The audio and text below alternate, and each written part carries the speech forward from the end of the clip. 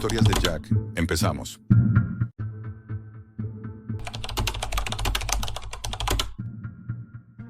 Jamás pensé que la nicotina tuviera un fondo, pero lo encontré.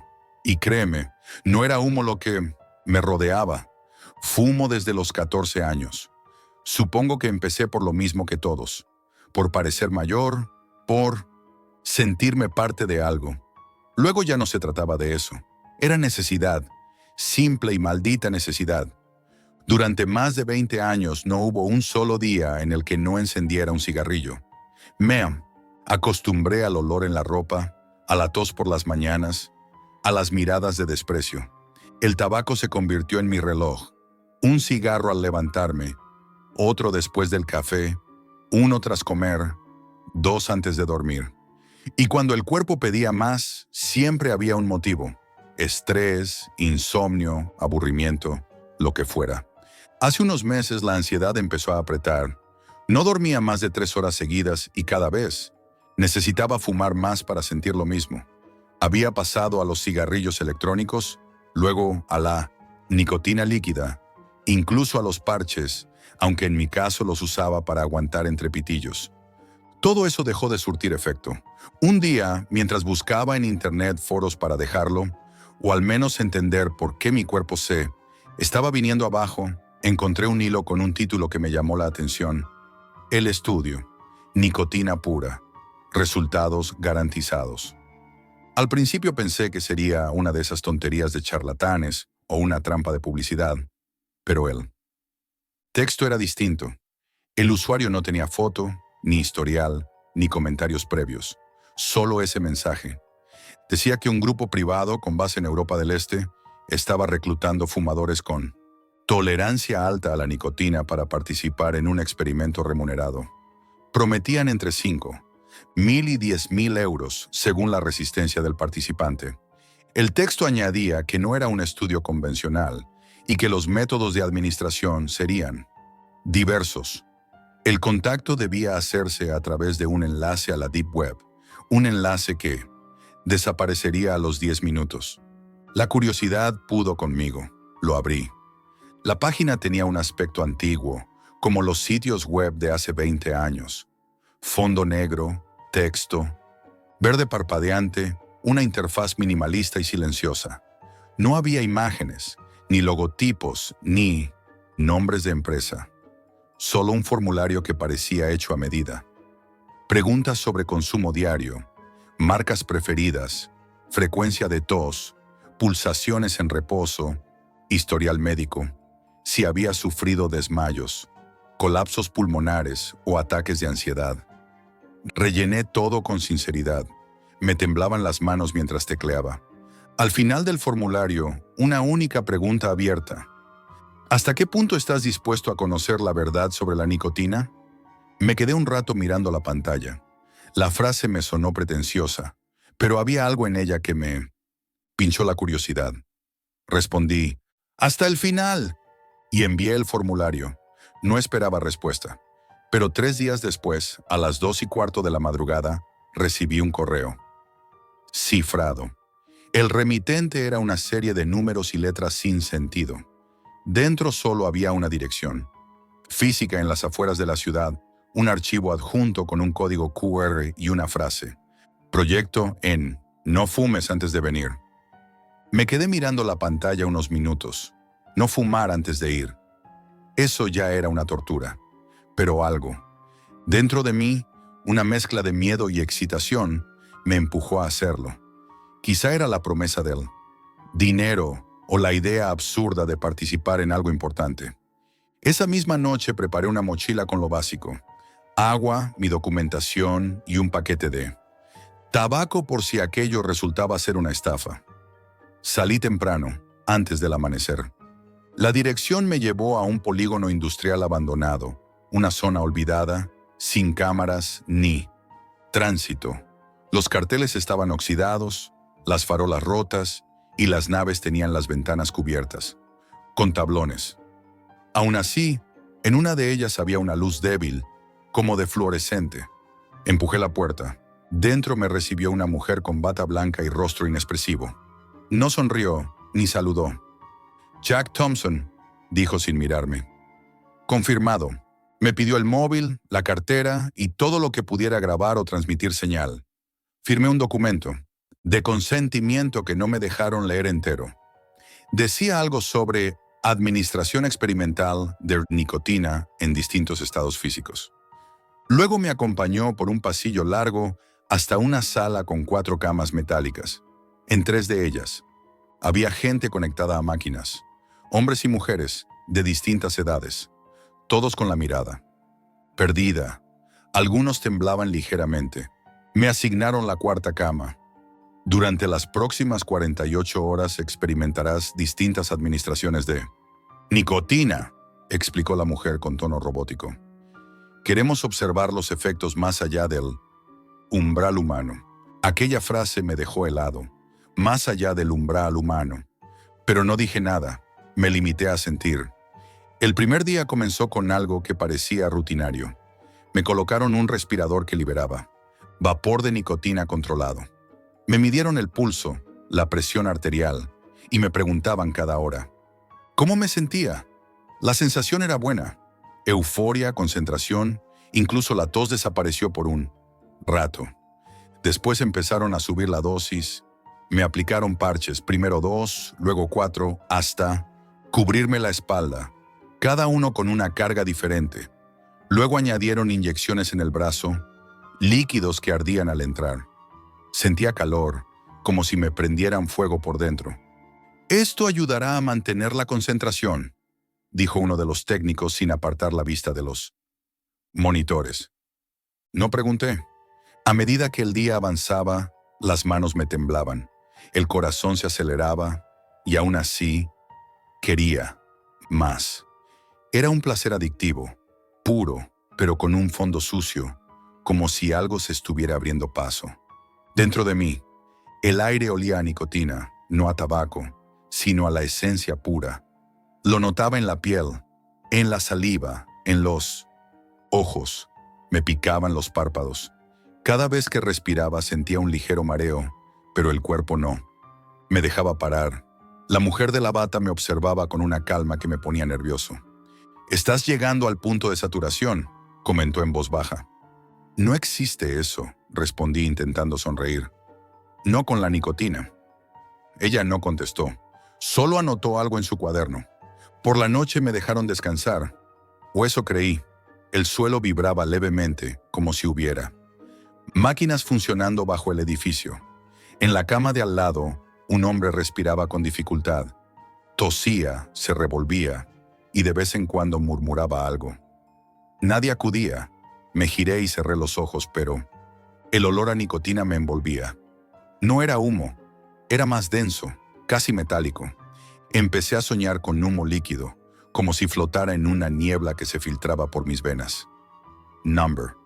Salía de mí, entraba, se movía dentro de mis pulmones. Despacio, constante, como si quisiera quedarse. Desperté sobresaltado, jadeando. Tenía la sensación de que algo se movía bajo mi piel, como si un cosquilleo recorriera los brazos desde dentro. Me levanté, miré mis manos y noté que el pulso me latía tan fuerte que la piel parecía brillar. Uno de los técnicos me vio desde la puerta y solo dijo: «Es normal, el cuerpo se adapta». No lo parecía. En ese momento supe que aquello no era un simple estudio. Había algo más, pero era tarde para marcharme. Me temblaban las piernas, el cuerpo me pedía más nicotina y por alguna razón que no sabría explicar, también lo hacía mi mente. Volví a tumbarme. El humo, o lo que fuera, seguía dentro, y por primera vez en mi vida tuve miedo de lo que tanto había amado. Dijiste hasta el final, y el final empieza ahora. No sé si dormí o si me desmayé. Lo único que recuerdo es abrir los ojos y ver luz blanca. Una luz fría, hiriente, que me obligó a entrecerrar los párpados. La sala olía a alcohol, a metal y a algo más. Nicotina pura, concentrada, como si flotara en el aire. Sentía el cuerpo entumecido, las manos atadas, a los laterales de la camilla con correas de cuero. Tenía tubos conectados al cuello, al pecho y a los brazos. Pude ver mi sangre moverse dentro de ellos, mezclada con un líquido amarillento. La mujer de la bata blanca estaba frente a mí. Su rostro seguía inexpresivo, pero sus ojos tenían un brillo distinto. Jack, dijo con calma, ¿sabes qué es la nicotina en estado puro? Negué. No podía hablar bien. Tenía la garganta seca y cada palabra me salía entrecortada. Ella se acercó, tomó una jeringuilla con un líquido transparente y la sostuvo frente a la luz. Esto, continuó, es la forma más concentrada de nicotina sintética que hemos logrado. En teoría, una sola gota bastaría para matar a un hombre. Pero tú, Jack, tú eres diferente. Me quedé mirándola, sin entender. ¿Qué me estáis haciendo? Estás participando en algo histórico. Su voz era suave, casi maternal. Queremos saber qué. Ocurre cuando el cuerpo deja de depender del cigarro y empieza a fabricarlo. Sentí un escalofrío. Intenté moverme, pero las correas me lo impedían. Ella insertó la aguja en una de las conexiones del tubo y el líquido entró lentamente en mi vena. La sensación fue inmediata. Una quemazón recorrió mi brazo, subió por el hombro y se extendió al pecho. El corazón empezó a latir más rápido, como si se me fuera a salir del cuerpo. Pero no era dolor, era placer. Un placer químico, insoportable y adictivo. Notaba cómo el aire se volvía más espeso. Mi respiración se mezclaba con el humo, aunque no había humo. Todo era interno. Los técnicos observaban desde un cristal al otro lado de la sala. Anotaban datos, sin mirarme. Directamente, uno de ellos murmuró algo y la mujer asintió. Tu cuerpo la acepta, dijo casi con fascinación. Estás procesando niveles letales de nicotina, sin colapsar. Intenté hablar, pero mi lengua apenas se movía. ¿Y los demás? Pregunté con esfuerzo. Ella giró ligeramente la cabeza. ¿Los demás no han tenido tu suerte? Giré la mirada. En la penumbra del fondo había más camas. 4, quizás 5. Algunos cuerpos. Estaban inmóviles. Otros respiraban con ayuda de máquinas. La piel de uno de ellos estaba grisácea, y en otro se veía una mancha oscura extendiéndose por el cuello, como una quemadura interna. El olor era insoportable, no a muerte, sino a tabaco rancio, a ceniza húmeda. Dijiste hasta el final, Jack, susurró la mujer. Esto es el final. Las horas siguientes fueron una niebla. Aumentaban las dosis. A veces me dormía, otras despertaba, con una sensación de asfixia, y en cada intervalo las luces cambiaban de intensidad. Perdí la noción del tiempo. Cuando abrí los ojos de nuevo, ya no sentía las manos, tampoco el miedo. Podía oler el humo sin que nadie fumara. Podía saborear el tabaco sin tener nada en la boca. Mis sentidos estaban distorsionados. Era como si la nicotina se hubiese disuelto en mi sangre, como si cada célula de mi cuerpo se hubiese vuelto dependiente. Intenté moverme. La piel de mis brazos tenía un tono amarillento, brillante, como si resumara algo. Bajo la epidermis notaba un cosquilleo, una vibración continua, como si algo circulara por mis venas a una velocidad imposible. La mujer volvió, con su cuaderno en la mano. Has pasado la fase de rechazo. Eres el primero en hacerlo. Me miró con una mezcla de respeto y orgullo enfermizo. Te estás convirtiendo en el sujeto ideal. ¿Sujeto? ¿Para qué?, pregunté. Para demostrar que la adicción no es mental, sino biológica. Queremos que el cuerpo cree su propia nicotina, un sistema autosuficiente. No supe qué decir. Ella se giró hacia uno de los técnicos y le indicó algo con un gesto. De pronto, los tubos comenzaron a llenarse de un líquido oscuro. Podía verlo moverse, entrar y salir de mí. Sentí mareo, calor, euforia. Mi corazón latía tan rápido que oía los golpes dentro del cráneo. Entonces lo comprendí. Me estaban usando como filtro. Estaban refinando nicotina dentro de mí. Cuerpo. Quise gritar, pero la garganta me falló.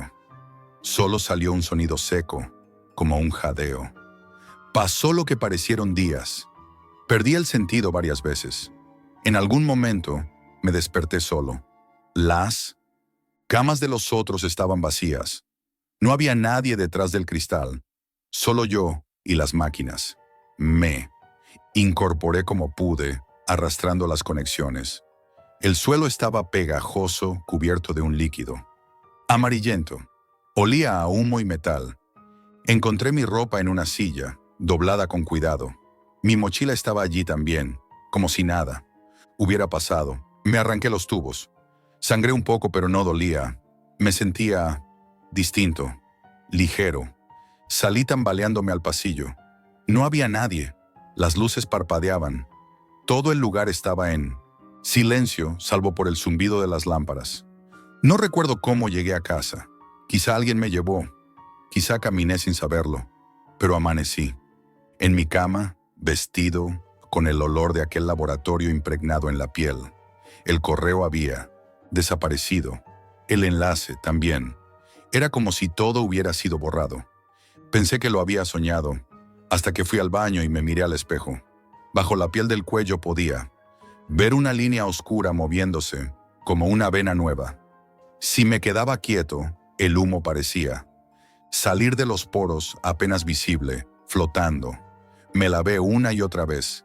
Me restregué con jabón, con alcohol. Nada. El olor seguía allí. Durante los días siguientes algo cambió. Ya no necesitaba fumar. No me apetecía. Pero aún sin hacerlo, notaba los efectos. El pulso rápido, el leve mareo, esa satisfacción absurda que solo da la primera calada.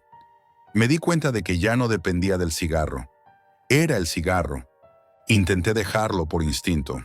Me aislé, bebí agua, hice ejercicio, traté de sudar la nicotina. Pero no. Salía. Cada vez que respiraba, el aire sabía a tabaco. Mis manos olían a humo aunque no tocara. Nada. Y por las noches, cuando el cuarto estaba en silencio, podía escuchar un leve burbujeo dentro de mí, como si algo se moviera en los pulmones. Al segundo día, un vecino llamó a la puerta. Dijo que olía a quemado, que salía humo de mi ventana. Subí corriendo, asustado, pero no había fuego. Solo yo, de pie frente al espejo, viendo cómo un hilo de humo se escapaba de mi boca sin que yo respirara. Esa noche lo acepté. Ya no era un fumador. Era algo distinto. Algo que había cruzado el umbral que ellos buscaban. Y ahora, mientras grabo esto, noto el sabor otra vez. No hay fuego, ni cigarro, ni vapor. Solo él. Humo saliendo de mis pulmones. Lento, constante, sin fin. Cada respiración es una combustión. Invisible. He buscado en la red el nombre del laboratorio, del estudio, del proyecto ENEN. No existe. No hay rastro. Pero a veces, en foros cerrados, aparecen mensajes anónimos. Gente que habla de sueños con humo líquido, de venas oscuras, de un olor a tabaco que no se va. Siempre con la misma firma. Hasta el final. Si has llegado hasta aquí, respira hondo. No todo el humo se disipa y puede que algo de esta historia se te haya quedado dentro. Si te ha gustado, deja tu like, suscríbete y cuéntame en los comentarios hasta dónde llegarías tú, por una dosis más.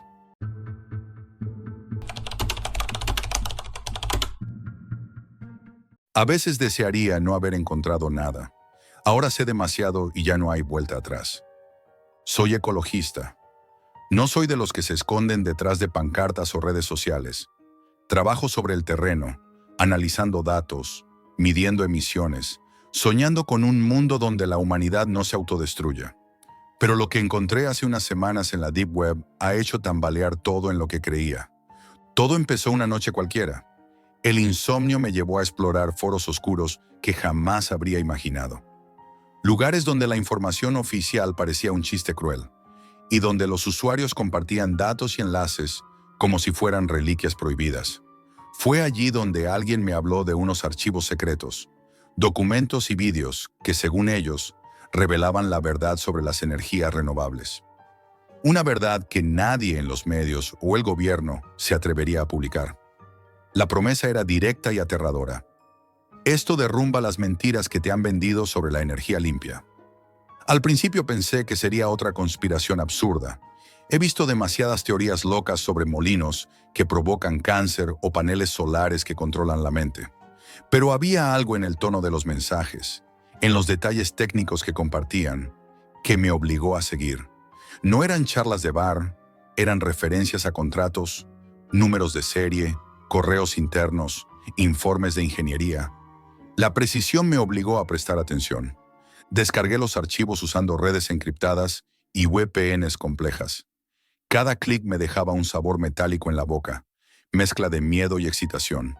Al abrir los primeros documentos, me encontré con reportes internos de empresas energéticas, estudios de impacto ambiental alterados, correos electrónicos donde ejecutivos discutían cómo disfrazar costes reales y riesgos medioambientales, análisis de eficiencia manipulados para mostrar resultados que no existían.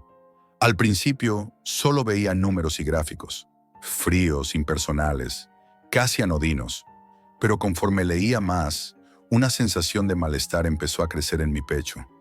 Todo estaba conectado, los informes, los proyectos verdes, incluso las subvenciones públicas. Lo que yo creía un camino hacia la sostenibilidad, ahora parecía un teatro cuidadosamente construido para engañar a la sociedad. Después llegaron los vídeos, grabaciones de reuniones internas, conferencias privadas, donde ingenieros admitían con voz temblorosa que ciertas turbinas o paneles solares eran más dañinos de lo que jamás admitirían públicamente. Algunos hablaban de daños ambientales, otros de costes ocultos y riesgos para la salud. La cámara temblaba, como si quien grababa tuviera miedo de ser descubierto. Era claustrofóbico y perturbador. La forma en que miraban a la cámara, nerviosos, como si supieran que revelarían algo prohibido, me obligó a contener la respiración. Cada palabra se sentía como un golpe en la cabeza. Pero lo que más me descolocó no fueron los datos en sí, ni los vídeos. Era la sensación de estar viendo la maquinaria real de la mentira. Todo estaba calculado, coordinado, diseñado para que nadie cuestionara nada. Una reunión tras otra, un documento tras otro, y empecé a notar patrones, coincidencias imposibles, repeticiones, contradicciones que nadie notaría si no estuviera obsesionado con buscar la verdad. Una noche, mientras revisaba un archivo tras otro, descubrí algo que me paralizó. Un conjunto de proyectos donde se detallaba cómo las cifras de reducción de emisiones que se presentaban públicamente eran manipuladas deliberadamente. Algunos datos eran simplemente exageraciones, otros directamente falsos. Las empresas jugaban con nuestra conciencia, mientras el planeta pagaba el precio real. Me sentí como si hubiera abierto un cajón que jamás debería haberse abierto. No podía apartar la vista de la pantalla, pero al mismo tiempo sentía un miedo visceral. Cada archivo que descargaba me aislaba más de mi vida normal. El insomnio empeoró y empecé a notar cambios en mis pensamientos. Cuestionaba todo, incluso mis propias convicciones.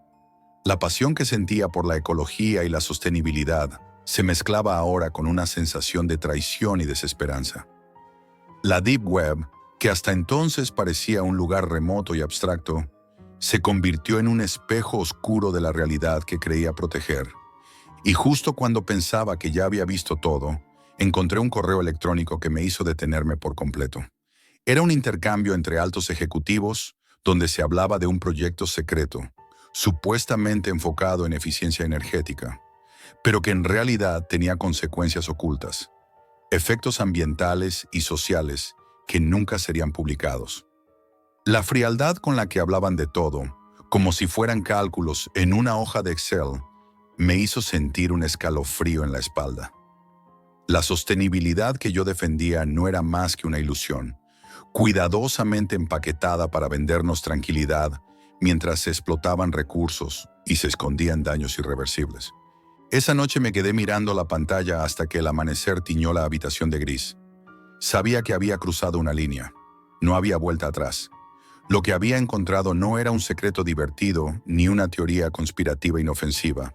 Era real, demasiado real, y ahora yo formaba parte de ello, como un testigo silencioso de la mentira que nos rodea. La noche siguiente volví a los archivos. La luz azul de la pantalla iluminaba la habitación vacía, y cada sonido, incluso el más mínimo, me parecía un aviso. Entre los correos internos encontré referencias a un proyecto que nunca había imaginado. Un plan secreto de manipulación ambiental disfrazado como innovación energética. En los documentos se hablaba de optimización de turbinas, ajustes en la red eléctrica, simulaciones de eficiencia. Pero al analizar las cifras y los comentarios internos, quedó claro que los efectos secundarios reales se ocultaban cuidadosamente. Algunos empleados incluso mencionaban desviaciones inevitables que afectarían ecosistemas enteros. Y en las notas de seguimiento se recomendaba no divulgar nada al público. Mientras leía sentí cómo la sensación de vértigo crecía. No era miedo a lo sobrenatural ni a lo desconocido. Era miedo a la humanidad. Miedo a la capacidad de manipulación y frialdad con la que se jugaba con nuestro planeta y nuestra conciencia. Lo que más me afectó fue descubrir que estas prácticas no eran aisladas. Se repetían en distintos proyectos, en distintas empresas, en distintos estados. Todo estaba conectado y todo estaba oculto bajo una capa de información aparentemente inocua. Cada noche mi rutina se volvió obsesiva. No podía comer tranquilo, no podía dormir sin revisar los archivos al menos un par de veces. Me sentía atrapado en un ciclo de información y culpa. Conocía la verdad, pero nadie me creería si hablaba. Las redes sociales, los medios de comunicación, los congresos, los informes públicos, todo era parte de la ilusión cuidadosamente construida. Cada documento que abría me alejaba más de mi vida normal, de mis amigos, de mis convicciones, y me acercaba a un mundo donde la mentira era invisible, pero tangible, como una niebla que se respira y te cala los huesos. Un día encontré un vídeo que me dejó sin aliento. Era una grabación interna de una reunión de ingenieros, donde discutían un nuevo modelo de panel solar. Supuestamente debía ser revolucionario, más eficiente y ecológico. Pero mientras hablaban, los ingenieros admitían que los materiales usados tenían un impacto ambiental superior al que se comunicaba públicamente, que la durabilidad real del panel era mucho menor y que la producción generaba residuos tóxicos que nadie gestionaba correctamente. Las imágenes mostraban montañas de piezas desechadas, sin ningún tipo de tratamiento. Cada escena era un golpe a mi conciencia, un recordatorio de que la narrativa oficial era una farsa. Pero lo más perturbador no eran los datos ni los vídeos. Era la sensación de impotencia que me envolvía. Sabía que tenía la información más cruda sobre un sistema que millones veneraban como salvador del planeta. Y aún así, no podía hacer nada para cambiarlo. El conocimiento me atrapaba. Cada archivo abierto era como beber de un pozo oscuro. Cuanto más bebía, más sentía la necesidad de seguir, aunque me consumiera por dentro. Una noche, mientras revisaba un conjunto de correos antiguos, encontré un hilo que describía cómo ciertas decisiones estratégicas habían sido presentadas como proyectos verdes ante el público, mientras en realidad beneficiaban a empresas privadas y grandes inversores a costa del medio ambiente.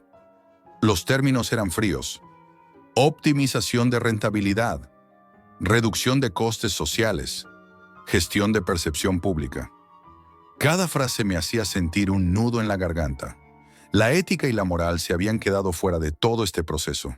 Solo existían números y estrategias. A partir de entonces, no solo estaba revisando información, estaba documentando mi propia obsesión. Anotaba cada hallazgo, cada contradicción, cada prueba de manipulación. Cada noche era un descenso más profundo en un abismo que parecía no tener fondo. Comencé a notar cómo mi relación con la naturaleza cambiaba. La pasión seguía ahí, pero ahora mezclada con miedo y desconfianza. Me sentía traicionado por el mundo que quería proteger. Y ahora, mientras escribo esto, siento el peso de la verdad como un yugo. Sé que hay quienes seguirán celebrando turbinas y paneles como símbolos de progreso, creyendo en un futuro verde y sostenible. Pero yo sé que detrás de cada sonrisa, de cada discurso, hay decisiones tomadas a escondidas, cifras manipuladas, daños ocultos. La verdad no tiene alarma ni efectos especiales. No hay gritos ni fantasmas.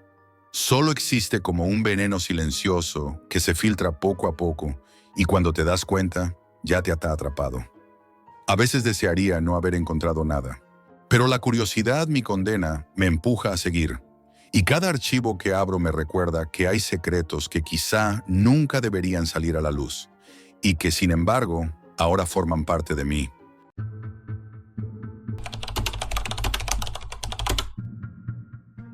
La primera vez que vi el anuncio en la Deep Web, supe que era la única salida para salvar a Lena. Lo que no sabía era que no la estábamos salvando, la estábamos alquilando. Mi novia, Lena, siempre había sido radiante. Tenía una sonrisa que podía iluminar la habitación más oscura. Pero desde el accidente de coche, esa luz se había apagado. Una cicatriz profunda, como un relámpago violáceo, le recorría la mejilla izquierda. Era un recordatorio cruel de aquella noche, un sello que le había arrebatado su confianza. Se miraba al espejo y ya no se veía a sí misma. Solo veía la marca. Yo la veía a ella, siempre a ella, pero su dolor era un muro que ni mi amor podía traspasar. Estaba desesperado.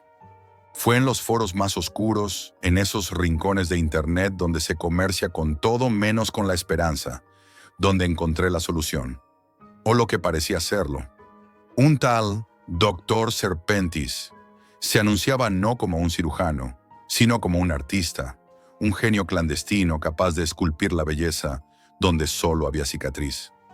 Sus resultados, según los escasos y anónimos testimonios, eran milagrosos, y su precio, irrisorio para lo que ofrecía. Solo pedía una cosa a cambio: discreción absoluta. Nada de preguntas. El proceso de contacto fue como descender a una madriguera. Contraseñas, capas de cifrado, un protocolo de seguridad paranoico. Finalmente, una ventana de chat se abrió. No había saludos. El primer mensaje fue directo. Adjunte fotografías de la imperfección. Ángulos claros. Su forma de escribir era fría, impersonal, como la de un algoritmo. Le envié las fotos de Lena y un cuestionario exhaustivo llegó de inmediato. Grupo sanguíneo, alergias, historial médico completo, incluso mis hábitos alimenticios. Los factores ambientales del paciente son relevantes, explicó. En ese momento, intoxicado por la necesidad, me pareció lógico. Ahora sé que no estaba evaluando a un paciente. Estaba haciendo inventario. El día acordado, una fría noche de martes, seguí las instrucciones al pie de la letra. Debíamos esperar en un polígono industrial abandonado, junto a la nave 7.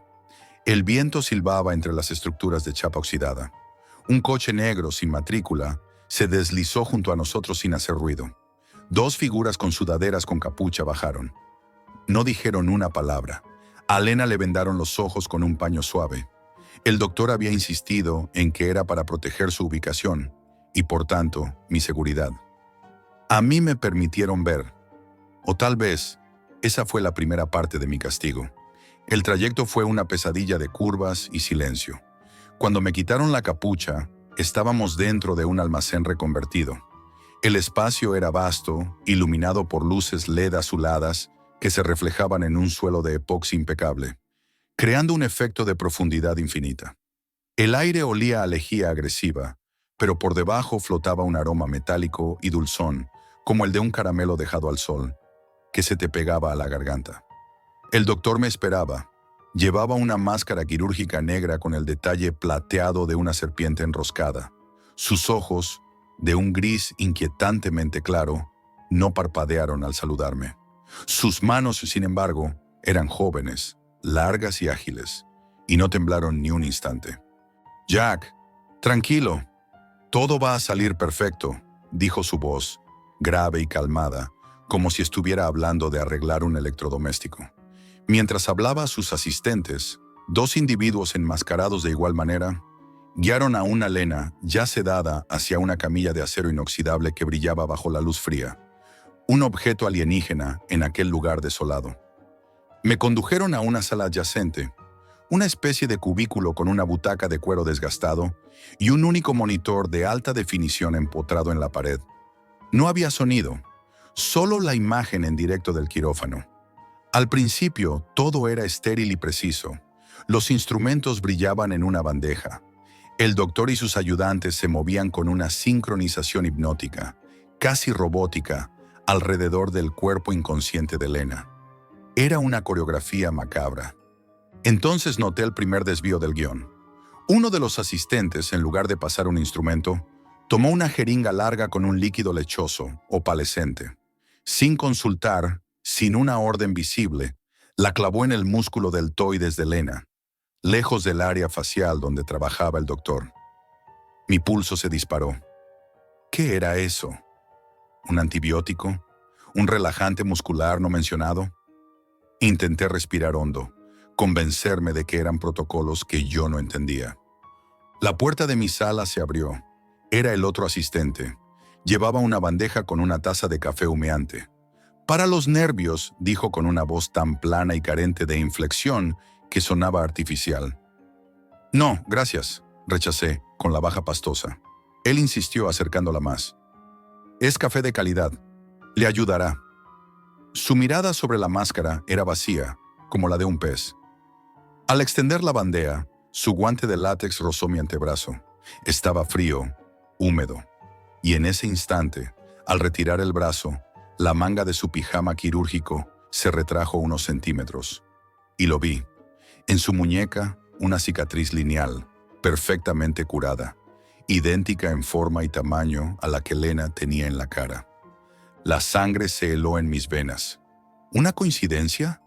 ¿Un antiguo paciente agradecido que ahora trabajaba para él? Antes de que pudiera articular una pregunta, el hombre giró sobre sus talones y salió, dejando el café sobre una pequeña mesa. Mi mirada, ahora cargada de un pavor nuevo, regresó al monitor. Ya no veía una cirugía, veía una línea de producción.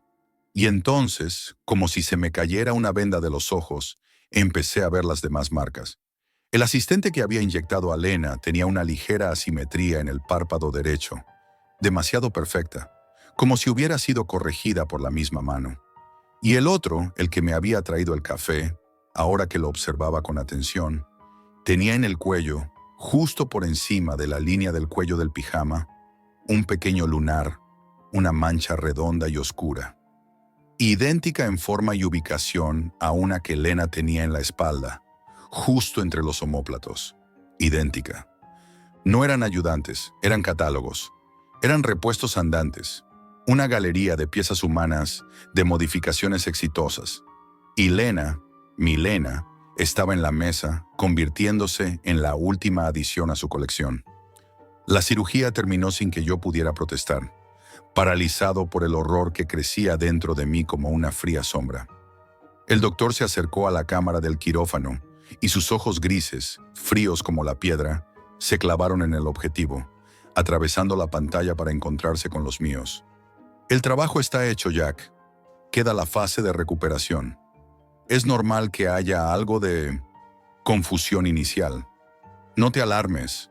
Sus palabras, entregadas con una calma aterradora, no eran un consuelo. Eran una advertencia. Confusión. La palabra resonó en mi cabeza, envenenando cualquier alivio que pudiera sentir. Me permitieron entrar en la sala de recuperación, un cubículo blanco e impersonal que olía aún más intensamente a aquel dulzor metálico. Lena yacía en una camilla similar a la primera, vendada. La cicatriz había desaparecido bajo un trabajo de una precisión impecable. Pero cuando uno de los asistentes le retiró la venda de los ojos, la Lena que despertó no era la mía.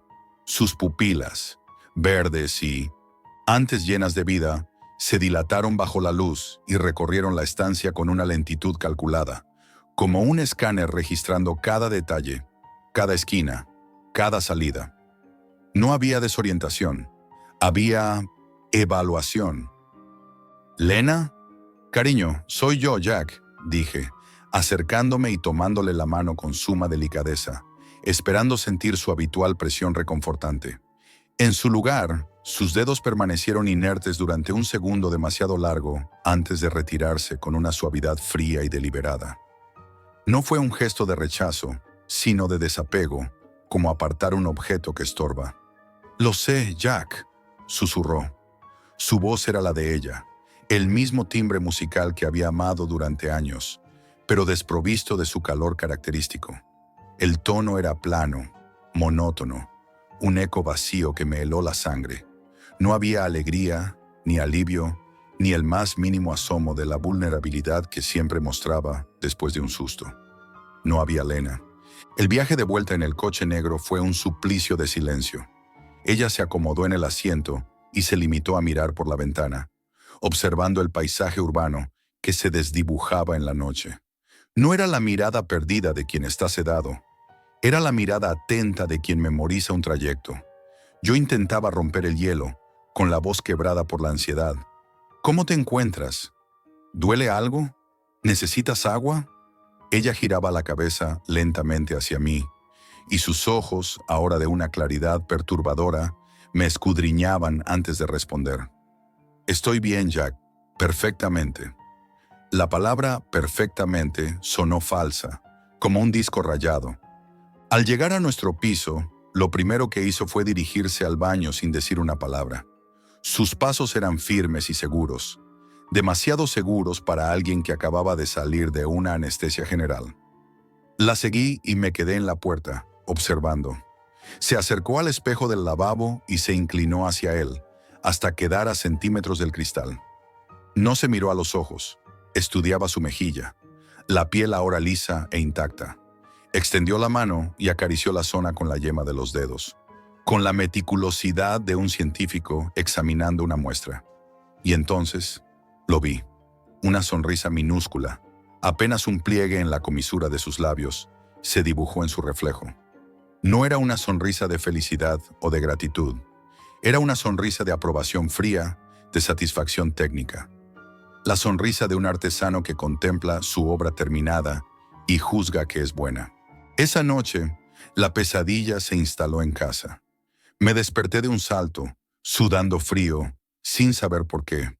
El espacio besídeme en la cama estaba vacío, las sábanas frías. La encontré de pie en el salón, inmóvil como una estatua, frente a la ventana que daba a la calle desierta. La luz de la luna se reflejaba en su rostro impasible. Sus labios se movían, formando palabras silenciosas. Al principio, pensé que podría ser una oración, un mantra para calmar los nervios postoperatorios. Me acerqué con un nudo en el estómago, conteniendo la respiración, y me agaché para oír. No eran palabras, era un código, una sucesión rítmica y monótona de números y letras en grupos de 4. C4X8, J9R2, L1M0. El sonido era gutural, mecánico. Me quedé paralizado, escuchando, hasta que mi cerebro, a pesar del pánico, conectó los patrones. Era la misma secuencia, la misma clave de acceso alfanumérica que yo había usado para acceder al servidor cifrado del Dr. Serpentis. La llave que había abierto esta puerta al infierno. De repente, el susurro cesó. Ella no se giró, pero su reflejo en el cristal de la ventana me miraba fijamente. «No puedes dormir, Jack», dijo. No era una pregunta. Yo tengo sed», mentí con la voz temblorosa. Ella asintió lentamente, su reflejo imitando el movimiento con perfecta sincronía. «El cuerpo necesita hidratación después de un trauma tisular. Deberías beber agua». Usaba un lenguaje clínico, impersonal y preciso, como el del doctor. Ahora, Lena se gira completamente hacia mí. Sus ojos ya no tienen la luz cálida y chispeante que yo amaba. Son los ojos de un extraño, planos y vacíos, los ojos de un asistente más en la siniestra cadena de montaje del Dr. Serpentis. Se acerca a mí y su mano se eleva para acariciarme la mejilla. Su tacto es suave, pero está frío, como el látex de un guante.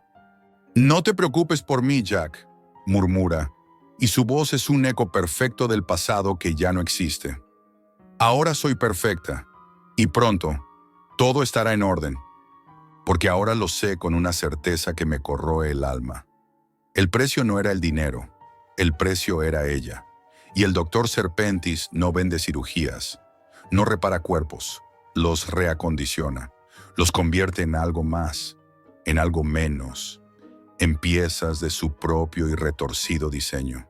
Y yo fui el imbécil, el ciego de amor, que firmó el contrato y les entregó a la mujer que amaba, creyendo que era un salvador.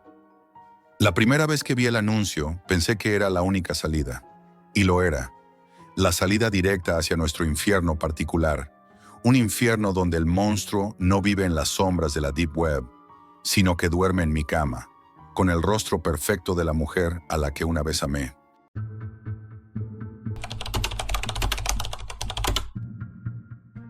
No hay nada más aterrador que descubrir que la verdad está ahí fuera y que alguien la esconde. Por una razón. Tengo 34 años y soy periodista freelance. Durante años he trabajado escribiendo sobre tecnología, ciberseguridad y privacidad digital. No es un tema que atraiga multitudes, pero siempre. Me ha fascinado la idea de que lo más peligroso de Internet no está en los virus, ni en los hackers, sino en lo que la gente esconde cuando sabe que nadie puede verla.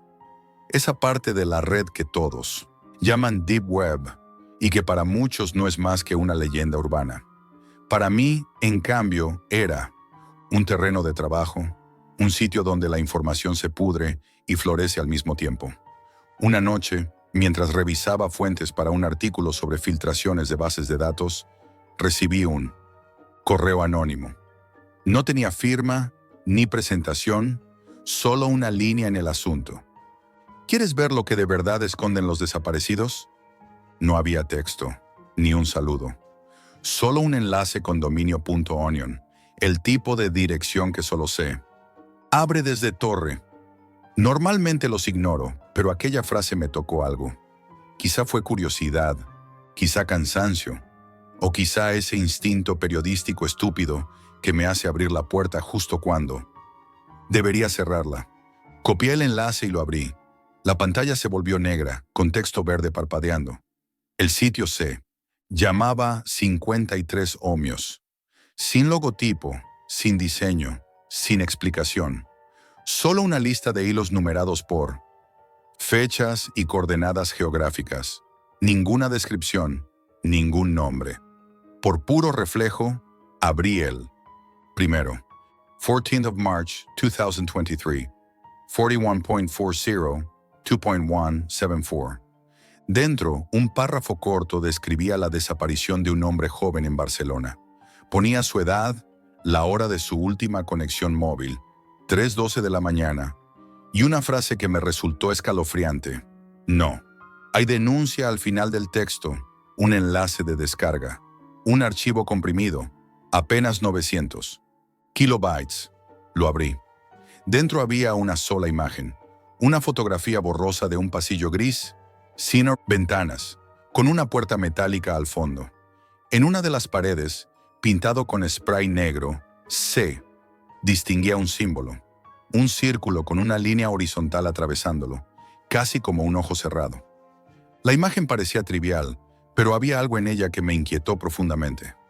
No por lo que mostraba, sino por la sensación de que alguien había querido que la viera. Volví atrás y abrí otros. Hilos. Todos tenían la misma estructura.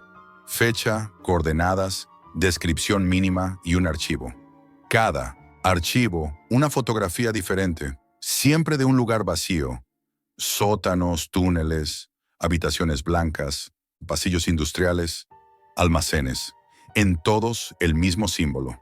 A las pocas horas, ya tenía decenas de pestañas abiertas. Empecé a notar un patrón. Las coordenadas coincidían exactamente con lugares donde, según registros públicos y artículos antiguos, había habido desapariciones reales. Al principio pensé que sería algún aficionado a las conspiraciones, pero al revisar las fechas me di cuenta de que algunas entradas habían sido publicadas antes de que se confirmara oficialmente que la persona había desaparecido. Eso me heló. La sangre. No pude evitarlo. Empecé a guardar copias, a crear una carpeta con cada archivo y cada enlace.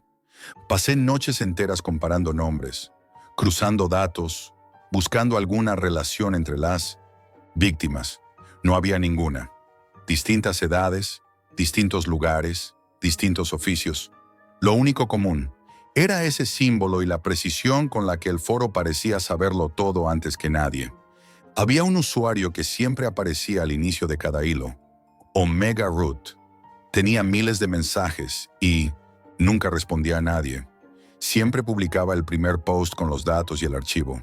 Todo lo demás eran comentarios de otros usuarios que simplemente escribían nuevas coordenadas o números de caso, como si añadieran piezas a una base de datos secreta. Nadie hablaba, nadie. Especulaba, nadie preguntaba.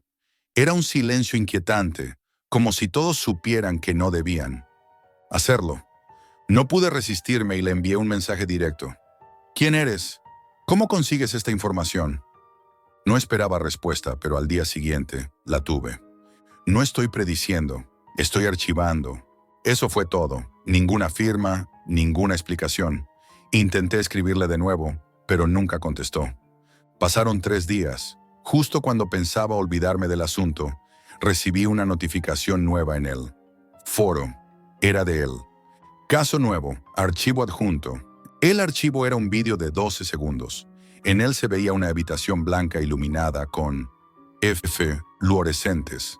En el centro, una silla metálica vacía. La cámara estaba fija, sin moverse. En la pared, del fondo, el mismo símbolo. No había sonido, ni movimiento, ni personas. Solo un ambiente de desinfección absoluta. La descripción decía: próximo archivo, 18 de mayo de 2024, 40.41 menos 3.70. Madrid. No podía quedarme quieto. Aquello parecía una pista directa. Preparé la cámara, cogí mi grabadora y me fui hasta las coordenadas que marcaban una zona del centro, cerca de un edificio en obras. Era de noche. Las luces de la calle parpadeaban y el sitio estaba completamente desierto. Había una valla metálica medio abierta, así que entré. Dentro, el aire olía a polvo y humedad. El eco de mis pasos me acompañaba en cada piso vacío.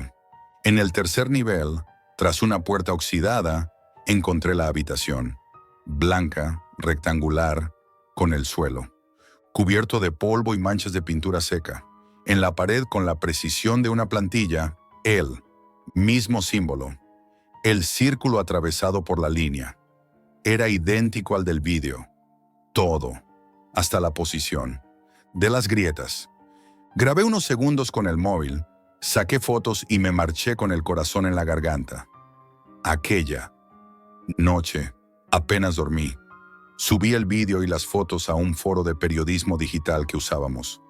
Algunos colegas para compartir filtraciones. Lo titulé Coordenadas de la Deep Web coinciden con lugares reales de desapariciones. Estaba convencido de que al día siguiente aquello explotaría, pero por la mañana el hilo había desaparecido. No solo eso, mi cuenta había sido eliminada. Busqué mis publicaciones antiguas y también habían desaparecido. Pregunté a otros usuarios y ninguno recordaba haber visto mi post. Era como si nunca hubiera existido. Mientras intentaba entenderlo, me llegó otro correo. Sin remitente, sin asunto, solo una frase en el cuerpo del mensaje. No sigas. No entiendes lo que estás viendo. Ellos no son los que desaparecen. Lo leí una y otra vez, intentando descifrar su significado. Ellos no son los que desaparecen. Entonces, ¿quiénes sí? Esa noche noté algo nuevo. En la carpeta donde guardaba los archivos del foro, uno de ellos cambió. De nombre solo. Pasó de case-0 41.zip a case-0 41-open.zip. Al abrirlo, la imagen había cambiado. Ya no era la foto del pasillo gris.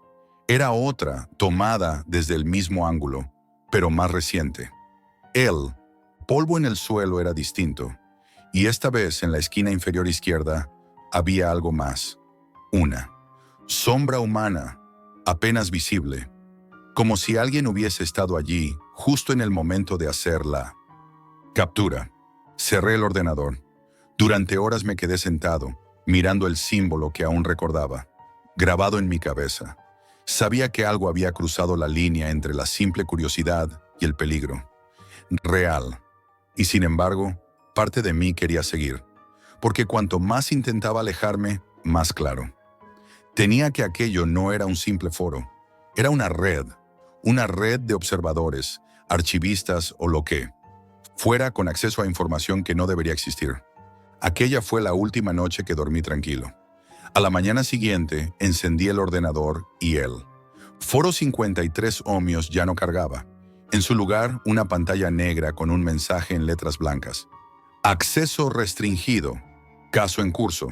Y justo debajo, en la esquina inferior derecha, una fecha. 12th of November 2025. Todavía faltaban meses para ese día, pero desde entonces no he podido olvidarla.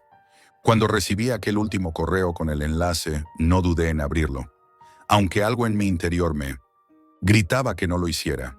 El archivo era un vídeo, esta vez más largo y con sonido. Lo abrí en un portátil prestado, en una cafetería desierta, para sentirme un poco más seguro. La pantalla mostraba una habitación con paredes blancas, frías, impecables.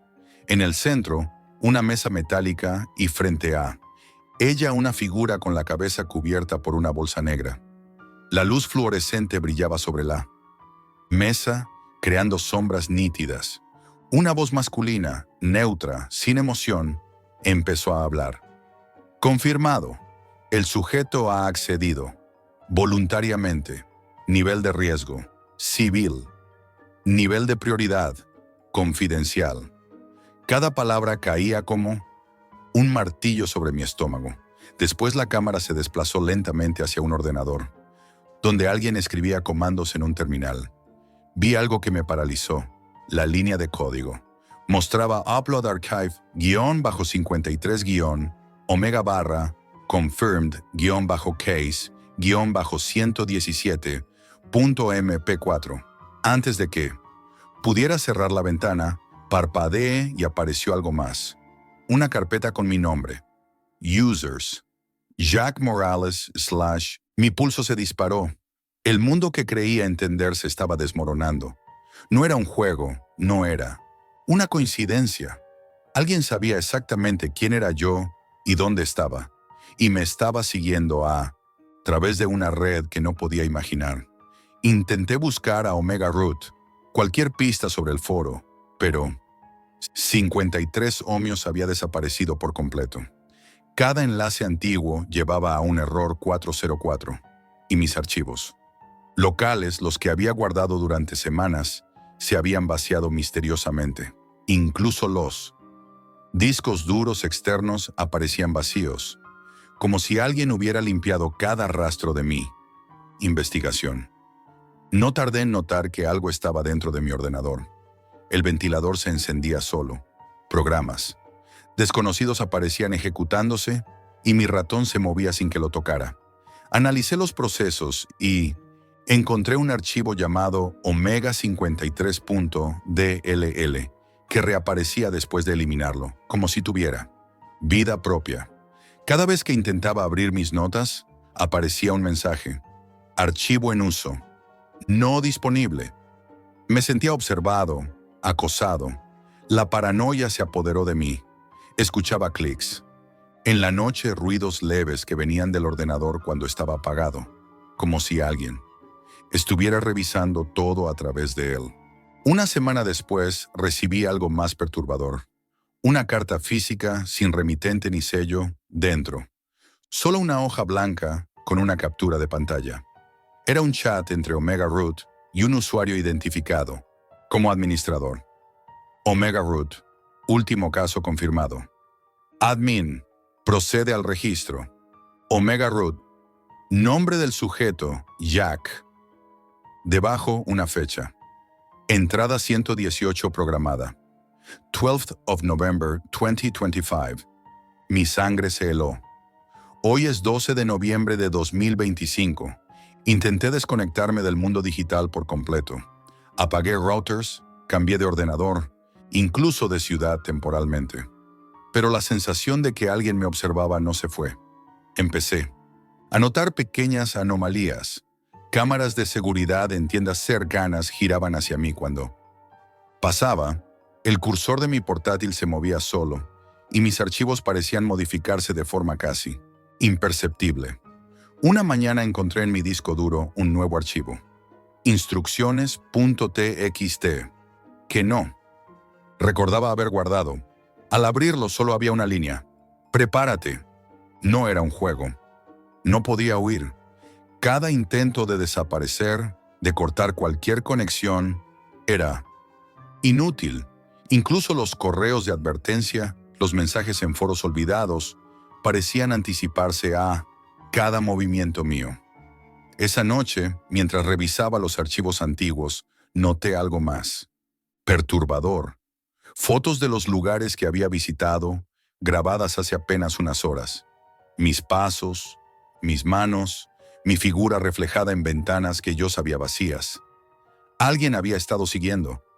Cada uno de mis movimientos. Intenté contactar con alguien, cualquier amigo en la red, pero cada intento fallaba. Los mensajes nunca llegaban, las llamadas se cortaban y los archivos adjuntos que enviaba se corrompían al instante. Todo apuntaba a un control absoluto sobre la información, como si alguien estuviera borrando no solo mis rastros, sino mi existencia digital mientras me observaba. Finalmente lo comprendí. Cada coordenada del foro, cada símbolo, cada archivo no era una simple documentación de desapariciones. Era un registro, un proceso sistemático de vigilancia y sustitución. Las personas no desaparecían, eran reemplazadas, y el proceso no podía detenerse. Mientras escribo esto, usando un portátil prestado en una red pública, siento su presencia. No es física, pero está. Cada parpadeo de la pantalla, cada clic que no proviene de mí, me recuerda que no. Estoy solo. Incluso ahora, mientras hablo, mi cursor se mueve y escribe por sí solo. Archivo 118, confirmado. No sé cuánto tiempo me queda. No sé quién observa ni qué espera. Solo sé que esto no termina, que cada palabra que escribo puede ser registrada y que el silencio que rodea mi vida es más peligroso que cualquier sombra. Si estás escuchando esto, si de alguna manera alguien encuentra mi relato, entiende algo. No busques los archivos, no sigas las coordenadas, no creas que puedes escapar, porque hay un lugar donde todo se archiva y nada desaparece, sin que nadie lo note. Esto es todo por hoy, amigos, y recuerden, la realidad siempre supera a la ficción.